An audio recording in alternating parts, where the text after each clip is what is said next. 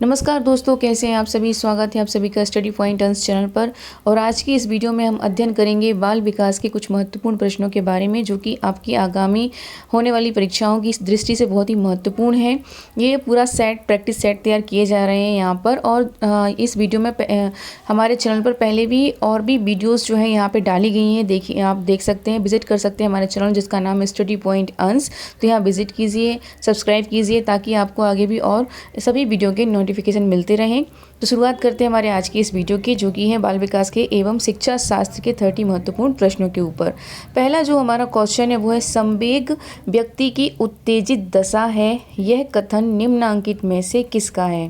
यहाँ पे क्या दिया गया है, यहाँ पे दिया गया है संवेग जो है वो व्यक्ति की उत्तेजित दशा है, यह कथन निम्नांकित में से किसका है। तो आपको बताना है यहाँ पे कि संवेग व्यक्ति की उत्तेजित दशा है, यह कथन किसका है। पियाजे का, वुडवर्थ का, वैलेंटाइन का, रॉस का, किसका है। तो सही आंसर है इसका सेकंड नंबर का वुडवर्थ। वुडवर्थ ने ये जो है ये कथन कहा था कि संवेग जो है व्यक्ति की उत्तेजित दशा है। ठीक है। नेक्स्ट हमारा क्वेश्चन है कि शैक्षिक विकास में मूल्यांकन का अर्थ है।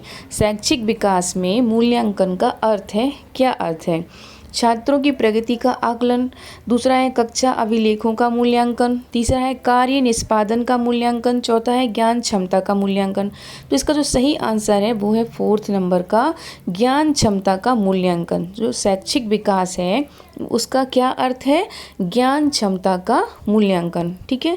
क्वेश्चन नंबर 5, नेक्स्ट हमारा क्वेश्चन नंबर जो है वो ये है कि पूर्वग्रही किशोर किशोरी, पूर्वग्रही किशोर हो या किशोरी अपनी खालिस्तान के प्रति कठोर होंगे, खालिस्तान के प्रति कठोर होंगे। तो इसका सही आंसर क्या होगा, समस्या, जीवन शैली, संप्रत्यय या वास्तविकता।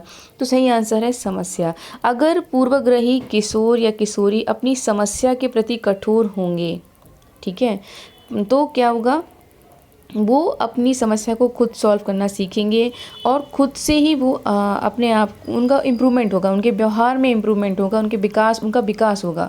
तो पूर्वग्रही जो किशोर किशोरी होते हैं, जो यंग बच्चे होते हैं, उनको क्या करना है, अपनी समस्या को खुद सॉल्व करना है, अपनी समस्याओं को लेके थोड़ा कठोर होना है, उन्हें खुद सॉल्व करना है वो समस्याएँ। ठीक है। नेक्स्ट हमारा जो क्वेश्चन है वो है, संज्ञानात्मक विकास के 4 चरणों संवेदी पेशीय, पूर्व संक्रियात्मक, स्थूल संक्रियात्मक और औपचारिक संक्रियात्मक की पहचान की गई है। आपको यहाँ बताना है कि संज्ञानात्मक विकास के 4 चरण, यहाँ पे 4 चरण दिए गए हैं, जो कि हैं संवेदी पेशीय, पूर्व संक्रियात्मक, स्थूल संक्रियात्मक और औपचारिक संक्रियात्मक की पहचान की गई है। किसके द्वारा ये पहचान की गई है। तो इसका जो है 4 ऑप्शन दिए हैं, हिलगार्ड द्वारा, स्टॉर्ट द्वारा, हरलॉक द्वारा, पियाजे द्वारा। तो सही आंसर जो है वो है पियाजे द्वारा। पियाजे द्वारा जो है संज्ञानात्मक विकास के 4 चरणों पियाजे द्वारा संवेदी पेशीय, पूर्व संक्रियात्मक, स्थूल संक्रियात्मक और औपचारिक संक्रियात्मक की पहचान की गई है। ये पियाजे के दिए गए क्या है, 4 चरण हैं। संज्ञानात्मक विकास के ऊपर पियाजे के द्वारा दिए गए ये 4 चरण हैं। ठीक है। नेक्स्ट क्वेश्चन है हमारा, कौन से गुण अच्छे मानसिक स्वास्थ्य के नहीं हैं। मतलब यहाँ पे नहीं है का आंसर देना है।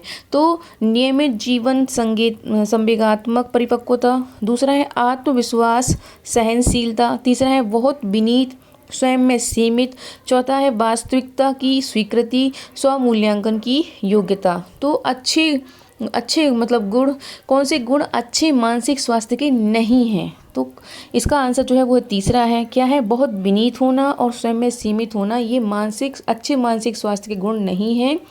आपको बहुत विनीत नहीं होना है और स्वयं में सीमित नहीं होना, ये अच्छे गुण नहीं है, अच्छे मानसिक स्वास्थ्य के गुण नहीं है। ठीक है। नेक्स्ट हमारा क्वेश्चन है, अधिगम की क्षमता निम्नलिखित में से किससे प्रभावित नहीं होती है। नेक्स्ट क्या है हमारा, अधिगम की क्षमता जो है वो निम्नलिखित में से किससे प्रभावित नहीं होती है। अनुवांशिकता से, वातावरण से, प्रशिक्षण, शिक्षण से या राष्ट्रीयता से। तो इसका सही आंसर जो है वो है फोर्थ, राष्ट्रीयता से अधिगम क्षमता जो है वो प्रभावित नहीं होती है। ठीक है। नेक्स्ट क्वेश्चन है, किस अधिगम मनोवैज्ञानिक ने बाल अधिगम विकास में पुरस्कार को महत्व नहीं दिया है? तो ऐसे कौन से मनोवैज्ञानिक हैं जिन्होंने बाल अधिगम विकास में पुरस्कार को महत्व नहीं दिया है? ऑप्शन है थॉर्नडाइक, पावलोव, स्किनर, गुथरी। तो सही आंसर है इनका गुथरी। गुथरी जो मनोवैज्ञानिक जो थे, उन्होंने बाल अधिगम में विकास में पुरस्कार को महत्व नहीं दिया है। ठीक है। नेक्स्ट हमारा क्वेश्चन है बाल विकास का, निम्नलिखित में से किस एक से शिशु के अधिगम को सहायता मिलती है? आपको बताना है निम्न में से किस एक से शिशु के अधिगम को सहायता नहीं मिलती है? अनुकरण, अभिप्रेरणा, स्कूल का बस्ता, पुरस्कार। तो भाई अनुकरण तो आपको पता है बच्चे दूसरों का अनुकरण करके ही सीखते हैं, उनमें अभिप्रेरणा भी होती है, पुरस्कार देने से वो और मोटिवेट होते हैं। एक नहीं होता है तो वो है स्कूल का बस्ता। स्कूल के बस्ते से उनके अधिगम में कोई सहायता नहीं मिलती है, तो स्कूल का बस्ता जो है इसका सही आंसर हो जाएगा। फिर नेक्स्ट हमारा क्वेश्चन है, स्व केंद्रित अवस्था होती है बालक के स्व केंद्रित कौन सी ऐसी अवस्था होती है? आपको बताना है कि स्व केंद्रित अवस्था होती है बालक की कौन सी। तो यहाँ पर सही आंसर जो है वो है 3 से 6 वर्ष तक। 3 से 6 वर्ष तक के जो बच्चे होते हैं वो स्व केंद्रित होते हैं। ठीक है, स्व केंद्रित अवस्था में होते हैं। नेक्स्ट जो क्वेश्चन है वो है हमारा, माँ बाप के साये से बाहर निकल अपने साथी बालकों की संगत को पसंद करना संबंधित है। आप जब देखते हैं कि बच्चे जब बड़े होने लगते हैं तो माँ बाप के साये से बाहर निकल अपने जो दोस्त हैं उनकी संगति को पसंद करना संबंधित है किस चीज़ से? किशोरावस्था से, पूर्व किशोरावस्था से, उत्तर वाली अवस्था से या सहसावस्था से। इसका सही आंसर है आपका पूर्व किशोरावस्था से। जब किशोरावस्था में जाने से पहले ही बच्चे जो हैं अपने दोस्तों के साथ खेलना कूदना, उनकी संगति पसंद करने लगते हैं। नेक्स्ट हमारा क्वेश्चन है, सीखने का प्राथमिक मूलभूत नियम संबंधित है।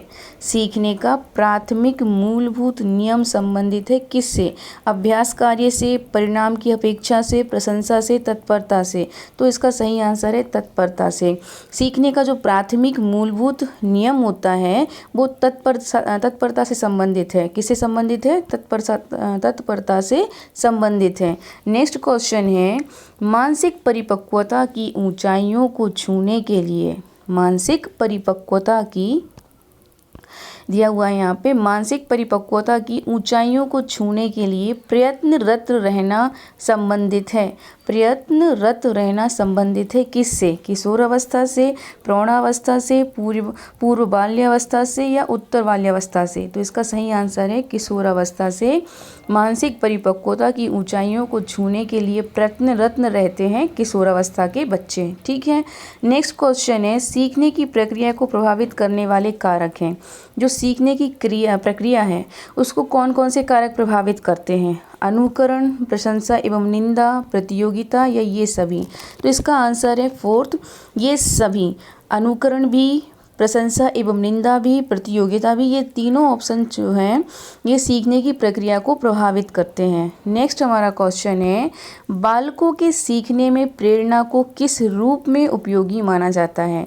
बालकों के सीखने में प्रेरणा को किस रूप में उपयोगी माना जाता है? तो यहाँ पे दिया गया है, बालक की वैयक्तिक का आदर, पुरस्कार एवं दंड, प्रशंसा एवं वर्षना और उपरोक्त सभी। तो इसका आंसर है उपरोक्त सभी। बालकों के सीखने में अगर प्रेरणा देती, किस रूप में प्रेरणा उपयोगी मानी जाती है? आप जब ये सभी ऑप्शंस को लागू करते हैं, लाइक बालक की वैयक्तिक का आदर, आप वैयक्तिक का आदर करते हैं, उसको पुरस्कार भी देते हैं और गलती करने पर दंड भी देते हैं, प्रशंसा भी करते हैं और अगर वो गलत काम करे तो उसकी बुराई भी करते हैं। तो ये सभी काम जो हैं बालकों के सीखने में प्रेरणा का काम करते हैं। ठीक है। नेक्स्ट क्वेश्चन है कि कक्षा में विद्यार्थियों को अधिगम के लिए प्रेरित करने हेतु, क्या करने हेतु? प्रेरित करने हेतु किस युक्ति का अनुप्रयोग आप नहीं करते हैं? किस युक्ति का अनुप्रयोग आप नहीं करते हैं? अगर आपको किसी बच्चे को सीखने के लिए प्रेरित करना है तो आप किस युक्ति का अनुप्रयोग नहीं करेंगे? पहला जो है, छात्रों में स्वस्थ प्रतिस्पर्धा स्थापित करना। दूसरा है उन्हें आत्मगौरव की अनुभूति कराना, उनकी अत्यधिक प्रशंसा करना, या गतिविधि आधारित शिक्षण अधिगम विधियों का अनुप्रयोग करना। तो इसका सही आंसर है तीसरा, उनकी अत्यधिक प्रशंसा करना। ये बिल्कुल भी अनुप्रयोग है, ये बिल्कुल सही नहीं है। बच्चों को अगर किसी चीज़ के लिए सीखने के लिए आगे बढ़ाना है तो अत्यधिक प्रशंसा करने की ज़रूरत नहीं है। आपको नॉर्मल, जैसा कि आपके यहाँ पे दिए गए हैं बाकी के ऑप्शन, कि गतिविधि आधारित शिक्षण अधिगम विधियों का अनुप्रयोग करना, ये सब आप करके उनको अधिगम के लिए प्रेरित कर सकते हैं, ना कि उनकी प्रशंसा करके उन्हें प्रेरित करना चाहिए। नेक्स्ट हमारा क्वेश्चन है, बुद्धि एवं सृजनात्मकता में किस प्रकार का सहसंबंध पाया गया है? बुद्धि एवं सृजनात्मकता में किस प्रकार का सहसंबंध पाया गया है? तो यहाँ पर 4 ऑप्शन है, धनात्मक, ऋणात्मक, शून्य, ये सभी। तो इसका सही आंसर है धनात्मक। जो बुद्धि एवं सृजनात्मकता है उसमें सहसंबंध पाया गया है धनात्मक। कैसा सहसंबंध पाया गया है? धनात्मक। ठीक है। नेक्स्ट क्वेश्चन है, कक्षा में अनुशासन बनाए रखने के लिए सर्वाधिक प्रभावशाली उपाय क्या है? कक्षा में अगर आपको अनुशासन बनाए रखना है तो उसके लिए सर्वाधिक प्रभावशाली उपाय क्या है? पहला ऑप्शन है अनुशासनहीन छात्रों को कक्षा से बाहर निकाल देना, शिक्षण को रोचक एवं व्यवहारिक बनाना, छात्रों के अभिभावकों को सूचित करना, या अनुशासनहीन छात्रों को विशिष्ट सुविधाएं प्रदान करना। तो इसका सही आंसर है दूसरा, शिक्षण को रोचक एवं व्यवहारिक बनाना। आप अपने शिक्षण विधियों को, आप अपने शिक्षा देने के तरीकों को जितना भी आप अच्छा बनाएंगे, जितना व्यवहारिक, जितना रोचक बनाएंगे ना, बच्चे उतना ही अट्रैक्टिव होंगे, वो आपको सुनेंगे और कॉन्सेंट्रेटली आपकी क्लास में अनुशासन के साथ बैठेंगे भी। तो यहाँ पे अनुशासन बनाए रखने के लिए आपको क्या करना है? शिक्षण को रोचक एवं व्यवहारिक बनाना चाहिए। ठीक है। नेक्स्ट हमारा क्वेश्चन है, सहसावस्था में बच्चों के क्रियाकलाप खालिस्तान होते हैं। सहसावस्था में बच्चों के क्रियाकलाप खालिस्तान होते हैं। यहाँ पे हमें एक ऑप्शन फिल करना है। पहला है मूल्य प्रवृत्त्यात्मक, दूसरा है संरक्षित, तीसरा है संज्ञानात्मक, चौथा है संवेगात्मक। इसका सही आंसर जो है वो है मूल प्रवृत्त्यात्मक। सहसावस्था में बच्चों के क्रियाकलाप कैसे होते हैं? मूल प्रवृत्त्यात्मक होते हैं। कैसे होते हैं? मूल प्रवृत्त्यात्मक होते हैं। वो जो भी करते हैं खुद से और एकदम मूल अवस्था में होता है। जो कुछ भी वो करते हैं उनको कुछ ऐसा मालूम तो नहीं होता, वो जो कुछ भी कर रहे होते हैं तो वो क्या होता है? सब कुछ मूल होता है, वो उनका खुद का होता है किया हुआ। ठीक है। नेक्स्ट क्वेश्चन है, जिन विद्यालयों में समेकित शिक्षा दी जाती है उसके शिक्षकों को किस क्षेत्र विशेष में प्रशिक्षित करना चाहिए? तो आपको यहाँ बताना है कि जिन विद्यालयों में समेकित शिक्षा दी जाती है, कैसी शिक्षा दी जाती है? समेकित शिक्षा दी जाती है। तो वहाँ के शिक्षकों को किस क्षेत्र विशेष में प्रशिक्षित किया जाता है, ट्रेनिंग दी जाती है? किस क्षेत्र विशेष में? आपको कोई वो क्षेत्र विशेष बताना है। तो यहाँ पे 4 ऑप्शन दिए हैं, विशेष आवश्यकता वाले बच्चों की पहचान और शिक्षण, व्याख्यान विधि द्वारा शिक्षण, क्रियात्मकता के साथ शिक्षण, या उपरोक्त में से कोई नहीं। तो इसका सही आंसर है विशेष आवश्यकता वाले बच्चों की पहचान और शिक्षण।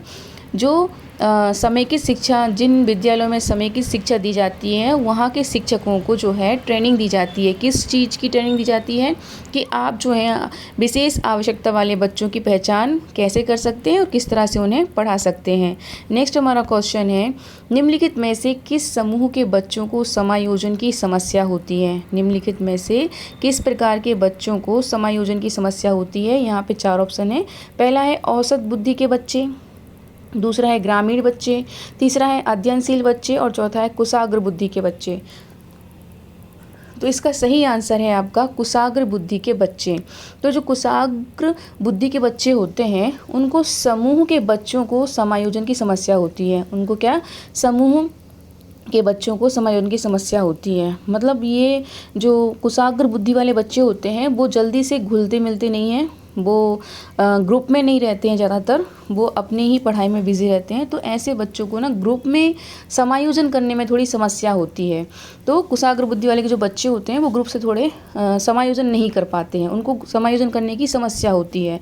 नेक्स्ट हमारा क्वेश्चन है, किसी शिक्षक को यदि यह लगता है कि उसका एक विद्यार्थी जो पहले विषय वस्तु को भली प्रकार सीख रहा था उसमें स्थिरता आ गई है, शिक्षक को इसे खालिस्तान आपको बताना है क्या करना चाहिए। सीखने की प्रक्रिया की स्वाभाविक स्थिति मानना चाहिए, विषय को स्पष्टता से पढ़ाना चाहिए, विद्यार्थी को प्रेरित करना चाहिए, और चौथा ऑप्शन है कि उपचारात्मक शिक्षण करना चाहिए। तो इसका सही आंसर है आपका पहला, सीखने की प्रक्रिया की स्वाभाविक स्थिति मानना चाहिए।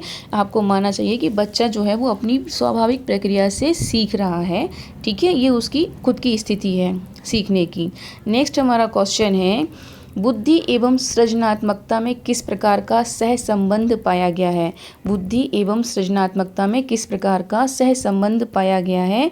तो यहाँ पे 4 ऑप्शन दिए हैं, धनात्मक, ऋणात्मक, शून्य, ये सभी। तो धनात्मक, आई थिंक मैं ये पहले पढ़ा भी चुकी हूँ, तो गलती से रिपीट हो गया है इसको, तो इसे हम स्किप करते हैं। नेक्स्ट क्वेश्चन देखते हैं।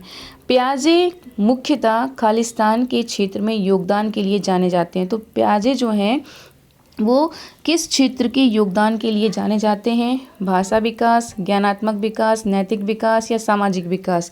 तो इसका सही आंसर है ज्ञानात्मक विकास के क्षेत्र में योगदान के लिए जाने जाते हैं। कौन?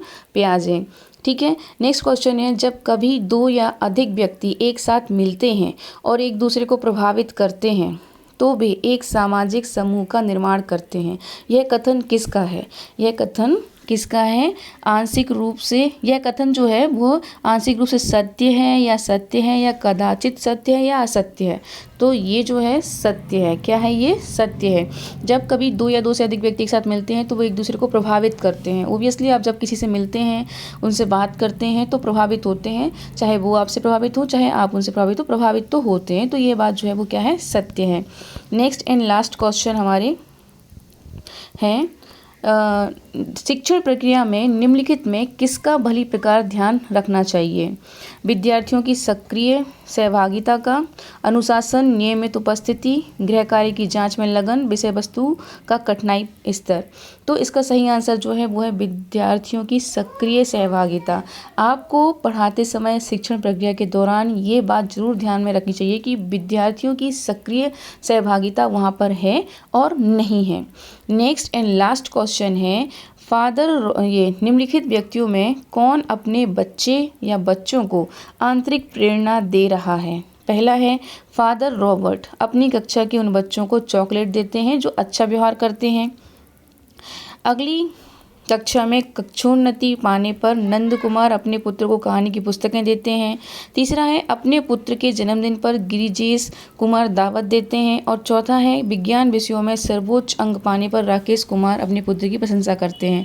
तो इसका सही आंसर है फोर्थ, विज्ञान विषयों में सर्वोच्च अंक पाने पर राकेश कुमार अपने पुत्र की प्रशंसा करते हैं। तो ये थे हमारे आज के कुछ महत्वपूर्ण प्रश्न जो कि बाल विकास पर आधारित थे। आई होप आपको ये वीडियो पसंद आई हो। If you like my videos please like, share and subscribe my channel. आज के लिए बस इतना ही। Thank you, bye.